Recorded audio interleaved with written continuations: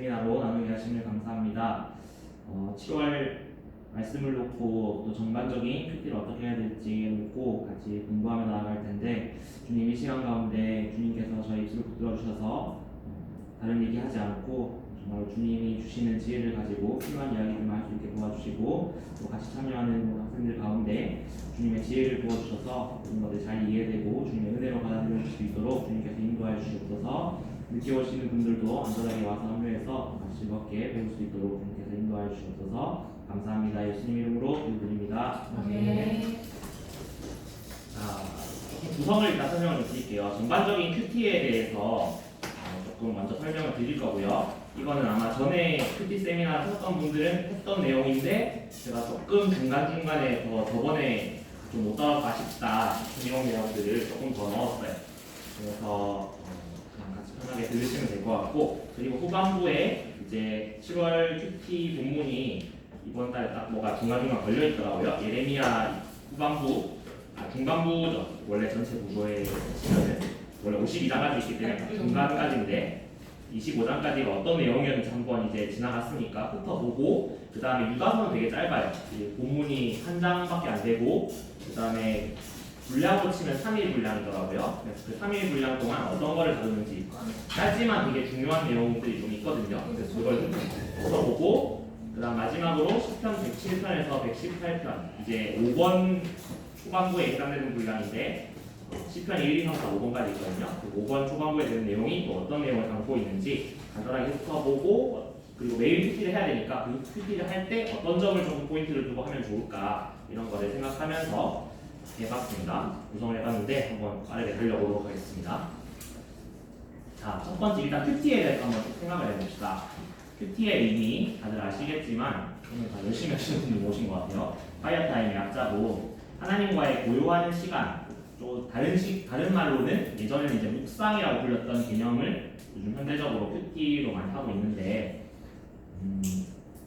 화이엇이라고 해서 문자적인 조용함이 아니라 나의 다른 생각들을 차단하고 성경이라는 기준과 매개를 통해서 하나님과 교제하는 시간이라고 볼 수 있어요. 이때 단순히 성경 공부를 하는 것이 아니라 성경이라는 도구를 통해서 하나님을 만난다는 것이 중요하고요.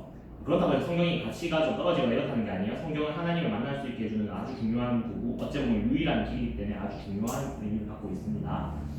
단 큐티가 하나님과의 교제를 의미한다고 해서 날마다의 관계 속에서 특별한 교훈이나 적용점을 찾는 것을 억지로 한다면 상당히 피곤한 일이 될 수 있어요. 관계 자체를 즐기되 자연스럽게 주어지는 교훈과 질책과 적용점과 결단을 우리가 날마다 붙잡을 수 있도록 노력을 해야 돼요. 그래서 제가 이때 이제 저도 지금 연애 못하고 있지만 연애를 가지고 비유를 많이 들었었어요. 예를 들면 이제 사귀는데 매일매일마다 얼굴 보고 만나가지고 차 마시고 뭐 풀코스로 영화 보고 어디 산책하고 이걸 매일매일 해야 된다면 너무 피곤한 일이 될 거 아니에요. 그런 관계라면 하나님과의 관계도 우리가 인간적인 관계가 있기 때문에, 시간적 관계가 있기 때문에 이걸 억지로 그 시간만큼을 한다는 게 중요한 게 아니라 우리가 그 관계에서 사귀고 있다는 게 중요한 거잖아요. 그래서 어떨 때는 여행도 갈 수 있고 길게 시간을 잡을 수도 있고, 어떨 때는 못 만나서 짧게 통화를 해야 될 수도 있는데, 정말 중요한 건 그 마음이잖아요. 그 마음이 중요하다. 큐티의 의미에서 한번 생각을 해보시면 좋겠습니다. 자, 큐티의 3요소는 묵상, 적용, 나눔이라고 해놨는데요. 아주 중요한 포인트입니다. 우리가 말씀을 내가 먼저 받아들이고 그 다음에 그거를 그냥 받아들이기만 하면 의미가 없겠죠. 그거를 내 삶에서 한번 적용해보고, 그리고 그거를 나 혼자만의 그게 아니라 공동체로 확대하는 거예요. 이걸 나눔이라고 할 수 있겠습니다.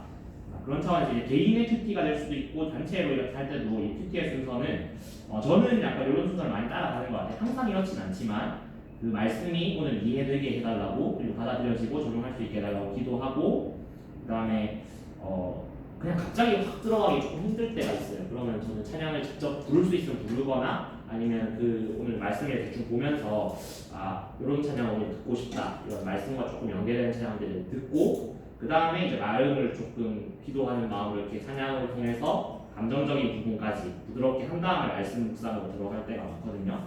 그러고 나서 이제 말씀 묵상을 하고, 그 다음에 이제 한번 정리를 해보는 거예요. 좀 지식적인 부분, 내가 아직 모르는 부분도 체크를 해보고, 예전에 이런 은혜를 받았던 부분 이런 것도 있다면 한 번 더 체크해보고, 이런 식으로 유형별로 큐티를 한번 정리를 해본 다음에, 이게 개인 큐티면은 혼자 이제 하고, 그다음에 뭐 오늘 아침 같은 경우도 PT 같이 모임했거든요. 그런 식으로 같이 하는 경우 아니면 목장 모임에서 이렇게 하는 경우 이걸 한번 나누어 보고 또 마지막에 찬양과 기도로 끝내면 아주 이상적인 순서가 아닐까라고 저는 개인적으로 생각하고 보통 많은 분들이 또 이렇게 따라가고 있습니다. 그 다음에 큐티의 필요성이 뭔가 한번 생각을 해보자면은 세 가지 정도 중요한 포인트가 나오더라고요. 이게 매일매일 하다 보면은 영적으로 이제 민감해지는 것 같아요. 그 연애 얘기 나왔는데 우리가 매일 연애하면서 매일매일 데이트를 어떻게든 뭐 전화를 통해서든 직접 만나든 하면 할수록 그 사람에 대해서 알아간다는 거잖아요. 그만큼 내가 하나님에 대해서 알고 민감하게 반응할 수 있다라는 게 정말 중요한 포인트 하나고, 그 다음에 두 번째는 위기 시에 빠른 영적 회복성. 이게 뭐냐면은 우리가 말씀과 멀어지면 멀어질수록 우리가 돌아올 때도 시간이 오래 걸리더라고요. 근데 말씀을 매일매일 가까이 하면은 내가 뭔가 잘못을 저질렀을 때 하나님과 멀어지는 관계에 들어갔을 때 빨리 캐치가 되죠. 이거 오늘 아침에 내가 묵상했던 말씀하고 안 맞네 이런 식으로 하면서 빨리 회복할 수 있는 빠른 회복에 또 포인트가 있고, 세 번째로 이 공동체성이라는 게 있어요. 네, 안녕. 이 자리 저기 앉으시면 됩니다. 공동체성이라는 게 있는데 수준이와 저가 이제 같은 교회에서 우리 같은 교문을 묵상을 하잖아요. 만났을 때 우리가 다른 이야기 막 하는 것보다 이 말씀을 통해서 이렇게 나눔을 한다면은 이 공동체가 말씀 안에서 되게 끈끈해지는 걸 많이 경험을 했어요. 제가 호주에서 이제 제가 처음 들어갔던 이제 목장이죠.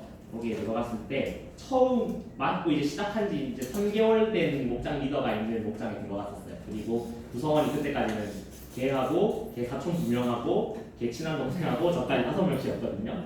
그래서 1년 동안 같이 말씀을 가지고 계속 묵상하는데 저보다 1살 어린 동생이 목장 리더였는데 걔가 매일마다 이렇게 큐티 본문이나 아니면 자기가 이렇게 묵상한 말씀을 좀 이렇게 보내줬어요. 저처럼 이렇게 하지만 전문적으로 하는 느낌은 아니었지만 한 구절 그냥 이 말씀 중에 이 구절이 너무 좋았어요. 그리고 이 말씀 보면서 이런 찬양이 또 떠올랐어요. 약간 이런 식으로 짧게 이렇게 나누는 했었는데 그렇게 하니까 일주일에 딱 모였을 때 그걸 가지고 말씀을 계속 묵상하게 되고 큐티로 계속 했거든요.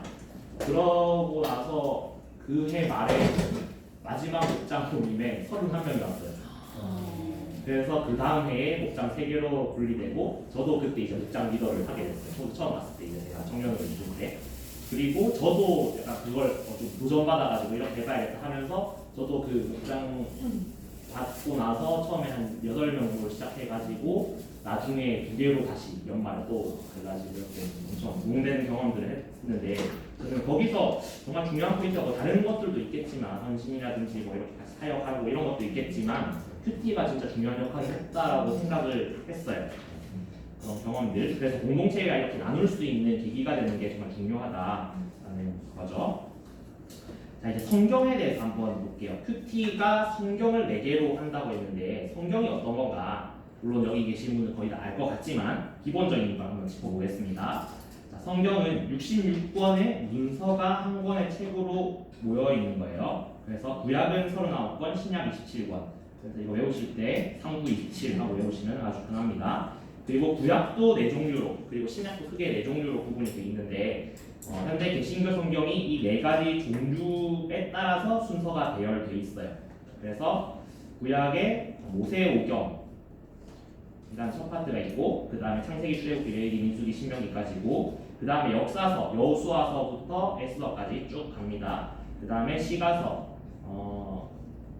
욥기, 시편, 잠언, 전도서, 아가. 그 다음에 예언서가 있는데 예언서는 조금 더 디테일하게 나누면은 대예언서와 소예언서로 나눠요.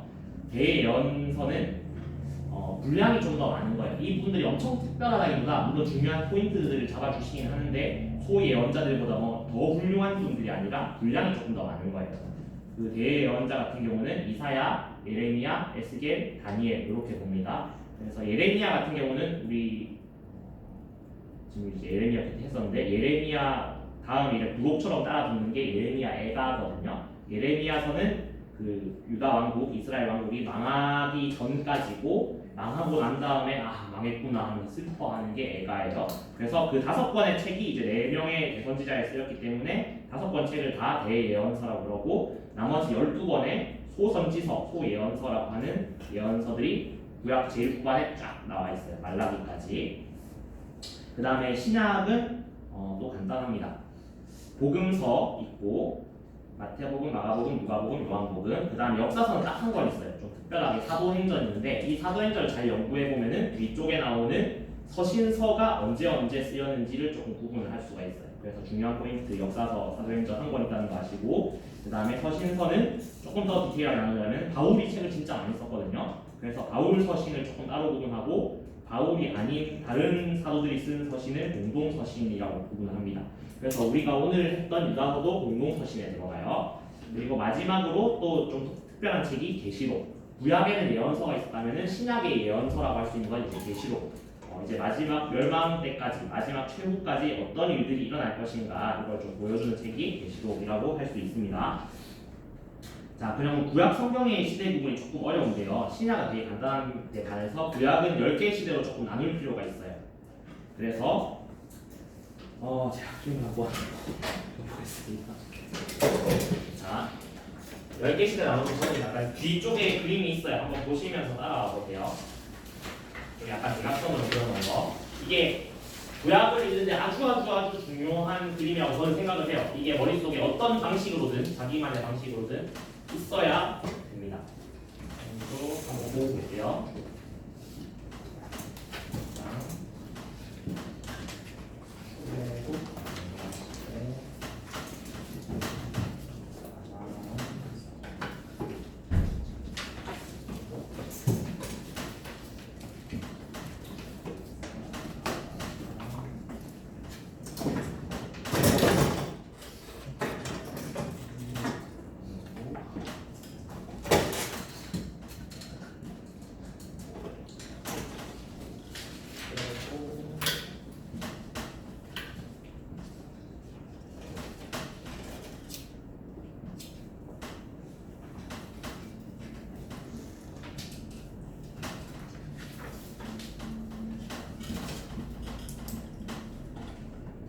이렇게 10개 정도 시대가 있는데요.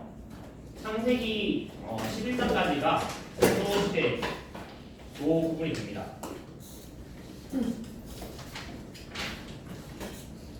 1장부터 11장까지 이때까지는 11장 맨 마지막 부분에 이제 아브라함이 나오거든요. 아브라함이 나오면 이제 죽장 시대로 넘어가는데 이때까지는 뭐라고 보면 되냐면 이스라엘 역사 말고 모든 민족이겠죠. 모든 민족에게 해당되는, 그래서 다른 말로 원역사라고도 해요.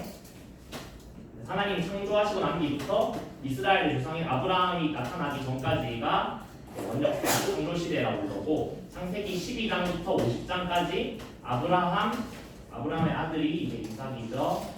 이삭, 야곱 다음에 12아들이 나오긴 하는데 12아들, 12지파가 나오는데 그 중에서도 이제 우리가 잘 알고 있는 이집트 왕자로 유명한 요셉, 왕자가 아니라 정확하게 총리죠. 그래서 아브라함, 이삭, 야곱, 요셉 이렇게 흘러가는 4명의 족장 시대가 있어요. 이게 창세기 12장부터 50장. 창세기가 이렇게 2시대 차지하고요. 출애굽 광야 시대는 당연히 출애굽기, 여기는 후기, 신명기까지. 레위기는 정확하게는 여기 어떤 역사서가 아니라 법책이에요. 법. 율법이 이게 딱 데리고 나와서 율법이 뭔가 이걸 알려주는. 그래서 그 다음에 가나안 정복, 이제 모세가 죽고 나서 여호수아가 들어가서 정복하죠. 지금 약간 역사서만 기준으로 가고 있어요. 그 다음에 여호수아가 들어가서 7년 반 만에 가나안을 완전히 정복하고 난 다음에 그 다음부터 나타나는 사람들이 이제 사사라고 해요. 영어로 젖지라고 하는데 이 사람들이 다스리고 있는 시대. 이 사람들 아직 왕이 아니에요. 왕이 아니기 때문에 약간 백성들이 딱 뭔가 통일되지 못하고 약간 분열해 있다가 다른 민족들이 막 쳐들어오면은 하나님이 사사를 세워주셔가지고 이렇게 통치하고, 이런 장면이 사사시대, 사사기에 나오죠. 삿입니다. 사는 이사야고 삿고, 요때 살던 한 여인의 이야기가 있기예요. 그리고 이제 첫 번째 왕이 나오죠. 이스라엘 첫 번째 왕 이름이 사울입니다. 틀려도 자신 있게 대답하셔도 돼요. 사울, 그 다음에 다윗이죠. 다윗의 아들이 왕된 사람이 솔로몬. 이렇게 3명의 왕까지가 통일왕국이에요. 근데 그 다음부터 솔로몬 아들 르호보암 때부터 왕국이 분열되거든요. 그래가지고 북쪽은 이제 나머지 이스라엘 10지파가 북쪽으로 이제 딱 배정이 돼요. 그래서 북이스라엘이라 부르고 남쪽에 유다 지파가 제일 컸거든요. 그다음 베냐민 지파가 유다 지파 쪽에 흡수되는데 그래서 그냥 유다라 불러요. 그래서 남유다, 북이스라엘 이런 식으로 분열이 됩니다. 그 다음에 이 시대의 중간쯤에 이제 북이스라엘은 아수르한테 망해요. 아수르 다른 말로 이제 아시리아라고도 하는데 세계사에 아시리아. 그다음에 아시리아 다음에 나타난 게 이제 바벨론인데 바벨론한테 남유다까지 망해서 이제 완전히 이스라엘 왕국은 망해요. 이때부터는. 그래서 포로로 끌려간 다음에 이제 예레미야도 그 시대를 살고 다니엘, 에스겔 이런 사람들도 다 이때 가서 이제 하나님이 그래도 포로로 보내셨지만 회복시켜 주실 거야 이런 얘기를 하고 난 다음에 70년 지난 다음에 진짜로 돌아와요. 이때가 에스라, 느헤미야 그리고 그 전 사람으로 스룹바벨 이런 사람들이 이 귀한 시대에 있어요. 그리고 학개스가랴 말라기 선지자가 그때 돌아와서 하나님의 뜻대로 살고 하나님의 성전을 건축하고 너네 마음대로 이제 살지 말고 너네 조상들이 그러다가 망했으니까 이제는 그렇게 하지 말고 하나님 뜻대로 살아라 라고 하는 장면이 포로 귀한 시대인데 그 다음에 돌아와서 잘 했는가 어째 보면 좀 잘 못한다고 볼 수가 있어요. 그래서 이제 하나님이 말라기 선지자가 BC 400년대 사람인데 그 뒤로부터 해서 예수님이 태어날 때까지 약 400년 동안 우리가 알고 있는 성경이 하나도 안 나타나요. 그래서 이 시대에 하나님이 침묵하신다라고 해서 침묵시대라고 부릅니다. 이렇게 한번 쭉 봤는데요. 한 번만 더 훑어볼게요. 보면서 자, 창조시대의 아주 중요한 사건은 여기 네 가지를 제가 넣어놨어요. 하나님이 창조하신 거 당연히 중요하겠죠. 그 다음에 성악과 까먹고 인간이 타락한 이야기, 그 다음 노아 홍수 이야기, 바벨탑 이야기 이게 좀 중요하다고 할 수 있어요.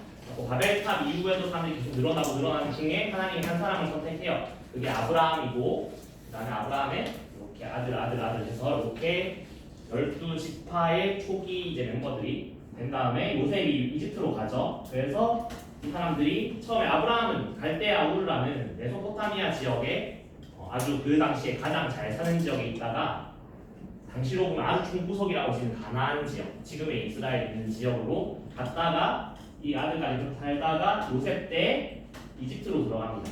그래서 이집트가 우리 조금 우습게 생각할 수도 있지만 이 지역에서는 최고 강국이었어요. 그래서 정말로 척박한 가나안 땅에서는 이스라엘 민족이 늘어날 수가 없었는데 요셉 때 이집트로 들어가면서 풍부한 그 식량과 그걸 바탕으로 해서 아주 많이 늘어나요. 그래서 이때 들어갈 때는 뭐 딸린 식구들이 있었겠죠. 와이프의 자녀들까지 해서 70명 정도가 이집트로 갔었는데 약 400년 정도 여기 지내거든요. 있는 동안에 남자 성인 남성은 60만. 그러니까 가족으로 치면 뭐 옆에 와이프도 있을 거고 애들도 있을 거고 한 4인 가구 기준으로 했을 때 곱하기 4 정도 했을 때 240만 정도 됩니다. 네. 70명에서 240만 명으로 400년 동안 하려면은 할 일 없는 학자들이 좀 연구를 했는데 그러면 여성들이 평균 한 10명 정도 애들 낳아서 됐을 것 같아요. 네. 어쨌든 뭐 축복이죠 당시로 보면은. 그래서 정말로 많이 풀어가지고 240만 명이 돼서 우리가 잘 알고 있는 모세 이야기가 나오고 출애굽해서 광야로 갑니다. 그래서 원래는 바로 스트레이트로 가나안에 갈 수 있었는데 이스라엘 백성들이 말을 안 들어가지고 그 정탐꾼 보냈다가 말을 안 들어 보니까 너무 무서워요. 하나님 우리가 정복 못할 것 같아요라고 해서 가나안 정복이 모세 때 못 들어가고 여호수아 때로 미루어집니다. 그래서 여호수아가 갈렙과 함께 가나안을 정복하는 장면이 나오고 그다음에 아까 말했듯이 사사시대에 이렇게 나오는데 자, 여기서 한번 훑어볼 만한 게 요셉 다음에 출애굽 시대 직전까지 이집트에서 하나님이 민족을 형성해 주세요.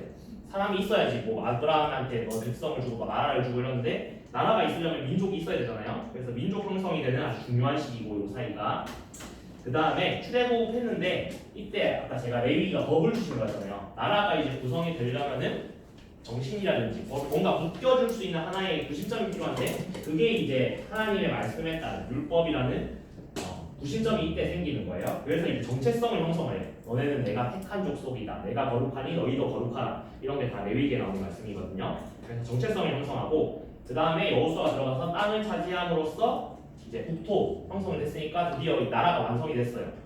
그리고 나서 이제 왕이 생기기 시작하고 그러다가 또 말을 안 들어서 끌려가고 돌아오고 이런 시대들이 있는데 요거를 다 외우시려고 하면 되게 힘들 거예요. 그래서 제가 이 표를 드린 거예요. 요거를 저도 다 못 외우거든요. 저도 이런 표들이나 자료들을 잘 모아놓고 성경을 읽을 때 그때그때 본문에 따라서 이걸 찾아가요. 그래서 여기 제가 드린 이 표 보시면은 사이사이에 성경이 있을 거예요. 그래서 빨간색으로 된 부분은 역사서예요. 역사적인 흐름이 어떻게 가는가를 이제 중요하게 보는 책들이고, 그 다음에 파란색으로 된 건 대예언서, 그다음 초록색으로 된 건 소예언서예요. 그래서 내가 예언서를 만약에 읽는다. 그럼 이 예언이 어느 시대에 일어난 예언인지를 알아야 좀 감이 올 거 아니에요. 예를 들면은 예레미야서 같은 경우는 아직 완전히 망하기 직전이에요. 그러니까 아직 안 망했으니까 뭔가 경고 메시지구나. 근데 예레미야 애가 같은 경우는 이제 내가 그렇게 경고했는데 너네가 말을 안 듣다가 하나님의 심판을 받았구나.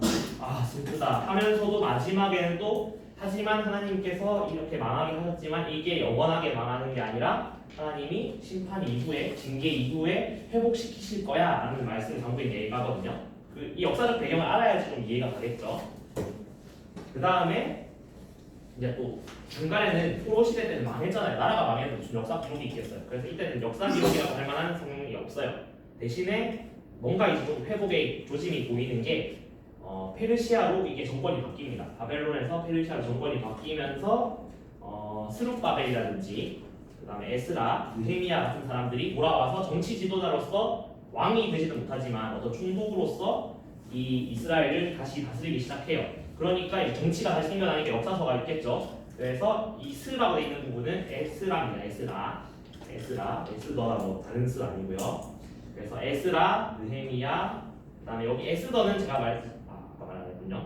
그 페르시아에 남아 있던 사람들, 에스더 왕비 유명하죠. 그 페르시아에서 다 돌아온 게 아니라 남는 사람들이 있어요. 그 남아 있는 사람들에 관한 이야기라고 보면 되고, 에스라, 느헤미야 같은 경우는 이제 돌아온 사람들 이야기, 이런 역사들이 흐름이 있다. 그리고 보면은 약간 갈색으로 돼 있는 욥기, 시편, 잠언, 전도서 아까 이 5편의 시들은 진짜 말 그대로 시예요. 우리가 역사적으로만 살지 않잖아요. 우리가 그냥 항상 책을 읽어도 뭐 소설만 읽는 게 아니라 시집도 읽고 노래도 하고 이런 식으로 우리가 어떤 감성적인 부분들이 있잖아요. 근데 이 감성적인 부분들이 그냥 나오는 게 아니라 이런 배경 속에서 시편 같은 경우는 되게 긴 시간 동안 쓰이거든요. 그래서 다윗 때 쓰인 시도 있고 포로로 잡혀가서 쓰는 시도 있고 잡혀갔다가 돌아오고 난 다음에 쓰는 시도 있거든요. 이런 식으로 시. 그 다음에 잠언전도서가 같은 경우는 솔로몬이 썼으니까 좀 이런 식으로 해석을 많이 합니다. 아가서 같은 경우는 솔로몬이 젊을 때 사랑을 하면서 이 사랑 노래를 한 건데 이걸 또 보자니 하나님과 우리의 관계를 어떤 애인 관계로 표현한 것처럼 되게 아름다운 시들이 많이 나오거든요. 그래서 아가. 그 다음에 잠언 같은 경우는 이제 솔로몬의 가장 전성기 때 왕으로서 가장 지혜가 이제 뛰어날 때 이런 여러 가지 지혜에 대한 이야기를 남긴 거고, 전도서 같은 경우는 좀 늙었을 때 쓴 게 아닐까라고 추정해요. 내가 늙어가지고 솔로몬이 부귀영화를 다 누렸잖아요. 다 누려봤더니 헛되도다. 하나님 말씀밖에 나머지는 다 헛되도다. 이런 식으로 마무리되는 게 전도서. 이런 식으로 감정들, 나의 경험들 노래하는 게 어떤 이런 시가서들이 되겠습니다. 그래서 이런 성경을 보실 때 만약 PT라든지 어떤 본문을 딱 접했을 때 이런 표 같은 게 있으면은 어디에 해당되는구나 찾아가실 수 있을 정도만 되면은 저는 충분히 만족합니다. 저도 사실 그거밖에 안 되고 이걸 완전히 다 머릿속에 넣기는 조금은 힘들어요. 그래서 이 표를 잘 찾아가시면 되겠습니다. 자, 그 다음에 신약 성경은 되게 간단해요. 예수님이 함께 계시냐 아니면 이제 승천하셨냐 이걸 기준으로 보시면 되는데, 예수님이 함께 계실 때의 이야기는 사복음서에 다 나와 있습니다. 마태복음, 마가복음, 누가복음, 요한복음. 그리고 나머지 책들은 예수님의 제자들이라고 할 수 있는 사도들이 어떻게 이 예수님의 말씀을 전하고 다녔는가 이거에 대한 이야기이기 때문에 시대는 크게 2가지로만 구분을 하시면 되겠습니다. 자, 이제 큐티에 정말 훌륭한 점이자 단점이 있는데, 승준형 선생님 제가 말씀드린 큐티의 단점이자 단점은 뭔가요? 단점이나 단점이요. 항상 내가 강조했던 거. 오늘 좀 기억이 안 나요. 생각한데요. 윤정자매님 큐티의 장점이자 단점은 뭐라고 했었죠 제가? 아 이거 두 글자로. 두 글자 어려운데. 그게 더 어렵잖아요. 두 글자로 제가 말했어요. 이렇게 강요 이렇게 짧아서 전체 맥락을 짧아서 이렇게 하셨어요. 짧다. 짧다. 그래. 맞아. PP의 지금 제가 여기는 단점이라고 했는데 장점이자 단점이 짧다는 거예요. 이게 어떤 의미냐면은 아까 제가 성경이 66권이나 있다고 얘기했고 이게 딱 끊기는 게 아니라 흐름이라는 게 있어요. 한 책에서도 흐름이 있고 근데 우리 PT 본문 보면 알지만 심지어 한 장도 다 안 될 때가 많잖아요. 1절에서 뭐 10절 있고 다음날 11절에서 20절 있고 이걸 되게 디테일하게 볼 수 있는 장점이자 흐름을 끊는 단점이 될 수 있어요. 그래서 전체적인 큰 그림을 그리지 못하는 게 PT의 단점이 될 수 있기 때문에 제가 매일 하라고 하는 거예요. 왜냐면 뛰어넘고 나면은 오늘은 1장 1절부터 10절까지 했다가 한 3일 쉬고 다음날 봤더니 3장이에요. 중간에 무슨 내용인지 모르겠어요. 막 전까지는 막 어떤 등장인물이 애기였는데 다음에 보니까 갑자기 막 할아버지 돼 있고 이래요. 중간에 무슨 일인지 모르겠죠.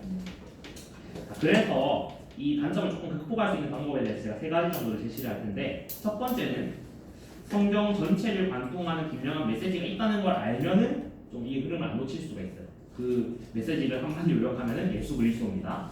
구약과 신약을 통틀어서 성경의 모든 말씀은 결국 예수 그리스도로 귀결돼요.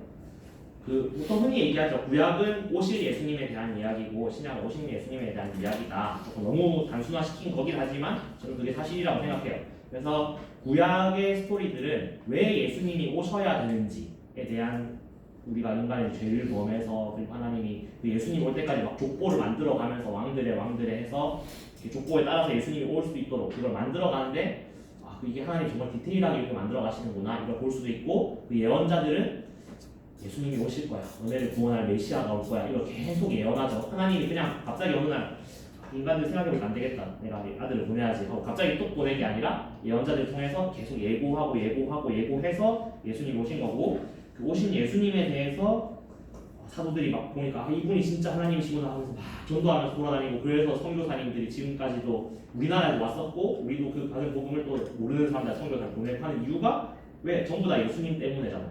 왜? 그래서 예수 그리스도는 한 가지 주제로 귀결된다는 게 있고 자, 두 번째 아주 중요한 포인트가 있는데 오늘 제가 여기에 조금 집중할 거예요. 왜냐하면 유다서를 보려면 이걸 좀 이해를 해야 되거든요. 하나님의 두 가지 속성이 있다고 우리가 크게 얘기를 해요. 사랑과 공의, 사랑의 하나님, 공의의 하나님 이렇게 얘기하는데 이 두 가지는 분명히 구분되는 개념이지만 항상 함께 가요. 자, 한번 볼게요. 자, 이 사랑에 해당되는 게 사랑이라고 나와 있지만 구약의 신약에 아주 여러 가지 단어로 많이 표현된다고 볼 수도 있어요. 저는 그렇게 봤어요.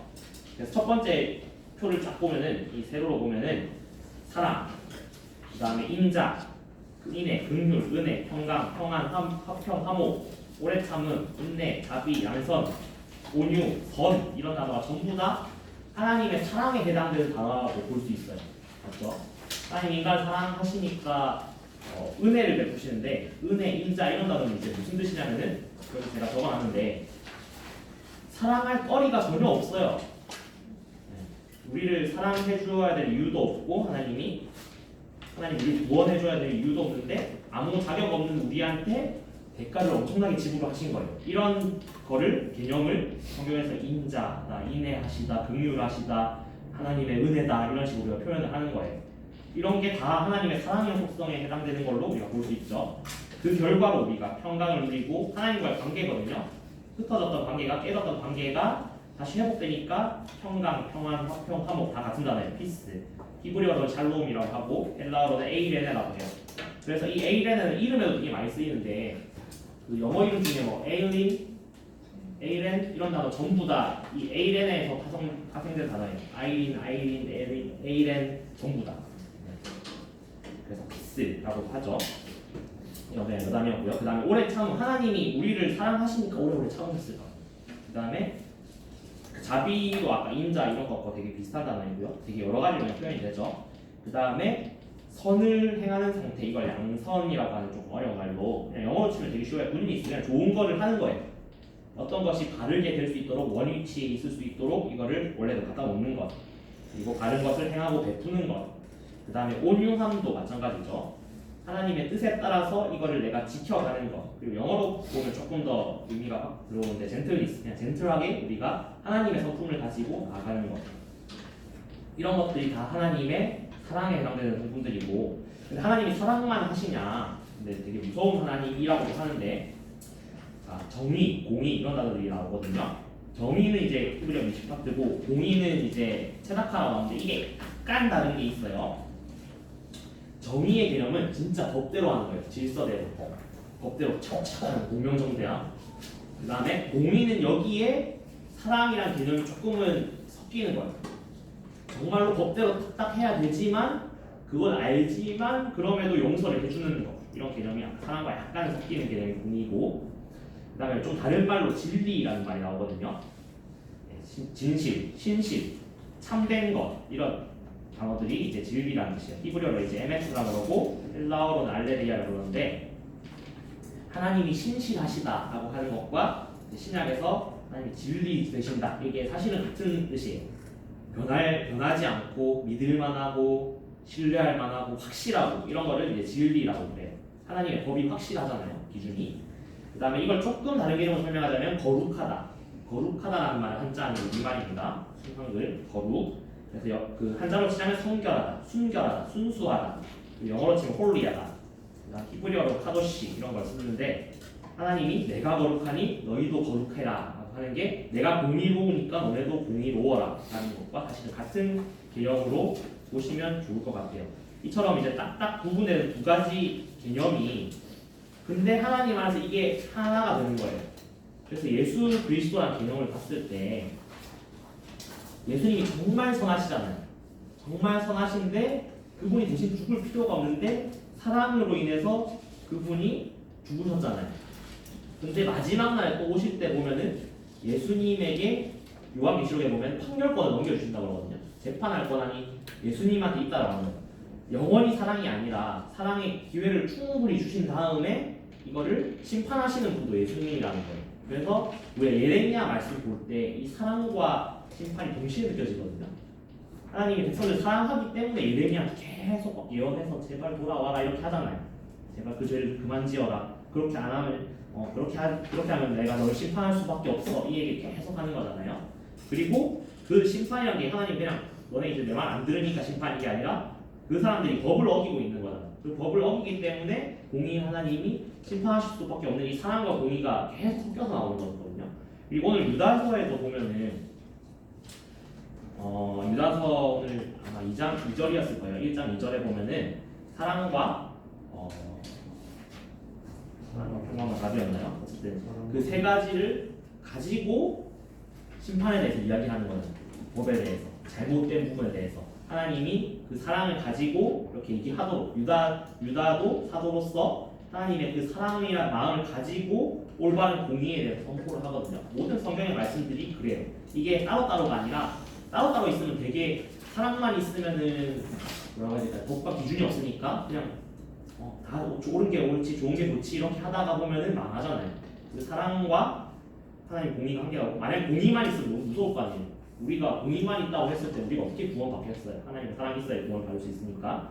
그래서 이 두 가지가 항상 성경 말씀의 기준으로 함께 간다. 이거를 좀 캐치를 하시면은 모든 말씀들이 이해를 할 수가 있어요. 그래서 예레미야 말씀도 심판을 계속 얘기하지만 하나님의 본성이 사랑이라는 그 부분이 있기 때문에 하나님의 심판을 얘기하시면서 우리를 사랑하시는구나 깨달을 수 있고, 하나님의 사랑의 말씀 좋네 너무 좋아 이거만 있는 게 아니라 우리가 이 사랑을 받고 있지만 우리가 하나님의 법대로 살지 않으면 충분히 심판당할 수 있구나, 무서우신 하나님이구나도 동시에 생각해야지 오늘 성경을 똑바로 읽을 수 있다라는 거죠. 혹시 에어컨 조금만 볼까요? 조금 추우시죠?